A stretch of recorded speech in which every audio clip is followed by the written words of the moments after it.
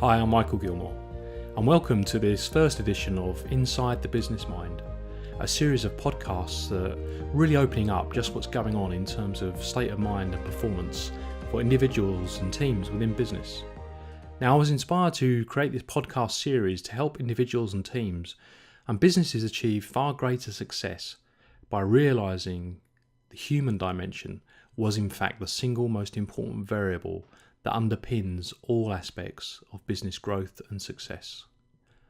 You see, an individual's state of mind, this is what most impacts creativity and performance on a day-to-day basis. Rapport with colleagues, fresh ideas, new thinking. This is what makes the biggest difference in business.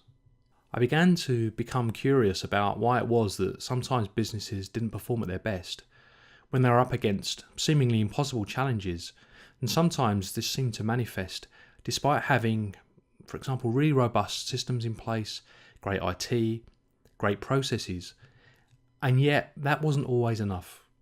And I was also curious about why it was that the most highly qualified people didn't always necessarily have the top jobs.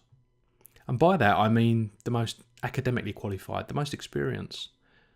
There were other factors at play, and they weren't academic skills. These were things that you couldn't do intellectually. This was beyond man management or things like that, where we might ordinarily say, yes, that's a skill set, a kind of intangible skill that you've either got it or you've not. And this led me to become curious about how state of mind or personal mindset was having such a significant influence, or determining factor even, on performance. And what I could see for myself, and I'm sure you've experienced this too, was I was getting things done easily and effortlessly some days. And then complex tasks or projects were just being handled easily, moving on from email to meetings to telephone calls, sometimes whilst travelling. And yet they were done without objection or second thought. I was just able to get on. I'd been productive, achieved results. On other days, I'd get stuck. I'd be wondering what to do next, not sure of the next move, and be trying to force it. I just wasn't clear about what it was I was doing, the direction I was going, and I was aware that this was the same, whatever your job role was.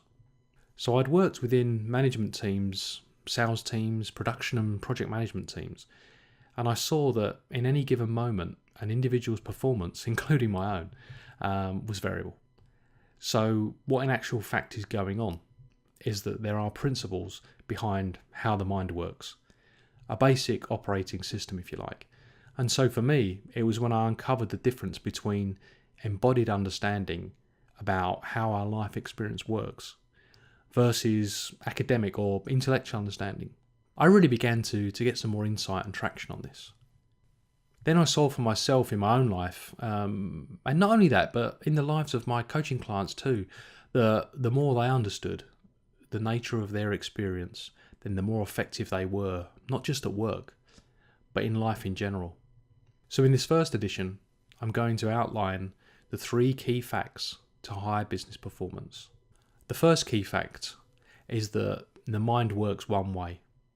That's to say, your experience of the world is being created internally by you, not by your circumstance.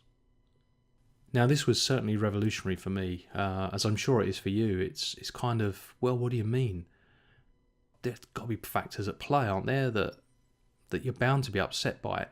Surely there's things or circumstances that are going to affect how people perform. And it certainly seems to us to make sense that our experience is more than just thought, and the meaning we give it, well, I've seen time and time again that the more someone understands the fact that they're the thinker, that they're the ones solely creating their experience in the moment, that the more they realise that mood fluctuates, and that's simply our system working, then the clearer their mind will become, leading directly to far greater effectiveness, better decision making, and therefore amazing results. And we know this to be true. You know this to be true, because you can put 2 different people in exactly the same circumstances, and they'll both have a completely different experience.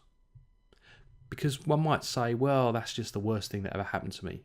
And for someone else, they'll say, no, it's perfectly acceptable. Another example that maybe more relevant I could give would be that this might ring true for you. It's something like a deadline. Now, when you think about it, how can that work? How could we possibly have any stress or concern over a deadline? I mean, during the weekend, when we're not even at work. And so experience, our reality, therefore, the personal reality that you're living in right now, it's not your circumstances that's driving that. Because that deadline, you're not even in the office. You might be nowhere near a PC, but you're having the pain and experience of that deadline looming closer and closer. And so where I got into kind of a little bit of difficulty in my own experience of this was that I was looking for complexity or making it overly complex because I was looking for a more, I don't know, it just can't be that simple.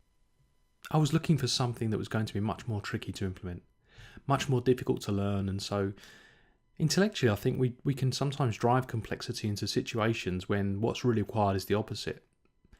It's simplicity. You know, it was Einstein that said, if you can't explain something simply, then you do not understand it well enough. We live in a thought-created reality. And so that's why we can sometimes be in a position where a problem is huge, where perhaps the team's looked at it, everyone's viewed it, and we don't really know what's going on. How are we going to present this to the client? Management can agree and say, oh yes, this is going to take some tact, and therefore we've got to put all our effort into that concern and ensure that we cover every particular point. And then when we approach the client, they may not be overly worried or concerned about it and just say, oh, thanks for letting us know, we certainly appreciate that. Or conversely, we can have a position where we're quite relaxed about something, and for the client it's very important. And they're left wondering, come on, how could you guys overlook that? So this shows just how much of it is down to how we think about it. It's thought recognition. Knowing that our thinking is creating our reality of that given problem. It's not the problem itself. I mean, it can't be, because if it were, everyone would be aligned with their understanding of the situation, and there'd be agreement. And so it doesn't matter what kind of business you have, what level of seniority you're at. In the business, our state of mind, that's the universal. That's the one common denominator that everyone's up against. And as soon as you see how the system works, what's at play, when you wake up to the fact that we are thinkers, we're a thinking machine, and guess what? A lot of our thoughts, well, are they true?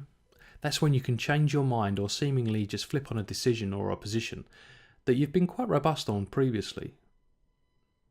This is such an overlooked area, and yet mindset is the biggest contributor to performance, and also the biggest inefficiency to team performance, because if anyone's suffering from a compromised state of mind in the team, they're simply not going to be performing at their best at all.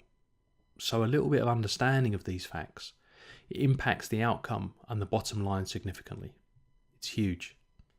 And the results can also reduce stress and fear and provide people with that clear mind, enabling them to get into flow. The mind just works one way, and it's exactly the same for everyone. And your recognition of this, that's what's going to have the biggest impact on your life. And that will be both in business as well as personal. And the second key fact is that we're designed for success. That we have an inbuilt mechanism that assures us of this. It's this that enables us to access our infinite creative capacity, to get into that high-performing flow state, where we can simply move gracefully from one task to the other, getting it right first time. It's our ability to almost blot out anything else that isn't relevant. I mean, we can just get in the zone and move forward intuitively with a clear mind, where we're just not thinking about anything else. It's almost like focusing without focus. We're just really clear on what it is we're doing in the moment and how we're going to proceed, and being certain of the outcome. We just know what we want to do. Flow states are available to us at all times, and this can be most useful when getting things done, whether ticking off aspects of a to-do list, or just being really productive in getting a strategy well formed, an email completed, or a proposal written, or solving a problem. You know, it's just when you're putting things together, or they just seem to be coming together on their own. It just seems to work. And when a team does this, I mean, it's so powerful because That's when problems are solved. New, fresh thinking arises because you haven't got this preoccupation or a busy mind that's devoting a lot of that resource to something else. Whether that's fearful thinking, stressful thinking, or whatever it might be, you're not really present with what's going on. And when a team is, and when they're accessing that, then they can solve seemingly unsolvable problems. That's where the biggest impact is, the biggest leverage point. Yeah. This understanding, it's being able to solve seemingly unsolvable problems. So it may cause you to wonder, so tell me, where does a clear mind come from? What's the source and how do I get it? Well, the greatest thing about this is that you already have it. It's the default settings of the system. So we're set to be built for success, designed to accomplish whatever it is that we set out to do, and so it's only our thinking which gets in the way. You've only got to look at a young child or anyone who's had a baby or been around children. They don't have a whole bunch of insecure thinking going on. They're very much in the moment, doing exactly what comes to them, free of decision making, and coming up with creative ideas about the next game or how to play or what to play. They're not giving that an awful lot of thought. And again, this is really a vastly untapped or underutilised resource. And so you might say, well, what do you mean, design for success, built-in mechanism? Well, another way of putting it is, it's like how our bodies have an immune system, a system that's perfectly designed for us to be successful. Successful in a world where we're under constant attack from germs that are effectively trying to cause serious harm. They're trying to kill us. And the body is it has a self-protecting mechanism to see us through these attacks all the way through the day, and so much so that, sure, when we've got a cold or a virus, we're aware of it, but all other times, when the intruders are overcome, then we're not aware of it. It just goes on in the background. It's the same as healing a cut on the surface of the skin. We don't have any thinking about that. The body's perfectly designed to self-repair, to self-correct, and often, just bring things back to, as good as new. And this is really what we need to look at, to consider if we were to tap into a far greater capacity that leads us to high performance. That brings us on to the third and final key, which is the fact that the deeper you realise that the mind works one way and that we're designed for success, then the more capacity and capability you'll have access to, so you can get done whatever it is that you want to get done in life, no matter what. Now think about the impact of that for a moment. You can get done in life whatever it is you want to get done, no matter what. It sounds very simple, right? And so I want to reiterate something in this area about the learning-based model, that it's not academic or intellectual-based understanding. Thought recognition is insight-based. It's the light bulb or aha moment. It's a thing that you just suddenly get. You get it like you get a joke. Something just clicks and you understand it. It's like you understand a complex movie plot, one that hasn't been overtly or explicitly stated, but you know what's going on because you understand it. You get it. You're keeping up with it. And this is simply what I'm referring to about understanding those facts. Because when you do, then this is going to show up in huge ways in all areas of your life, as it has done for mine and others that I'll be talking to during this series. This is the difference for what enables some people, when there's a lot going on, to keep their head, while all around them, others are losing theirs. So in summary, I'd like to thank you for taking the time to listen to this podcast and what I've had to share here. So if you're curious or like to hear more, then please do get in touch with me on any of the points covered. Drop me a line. It's michael@litwithin.co.uk, and I look forward to hearing from you. Otherwise, please do enjoy the rest of the series.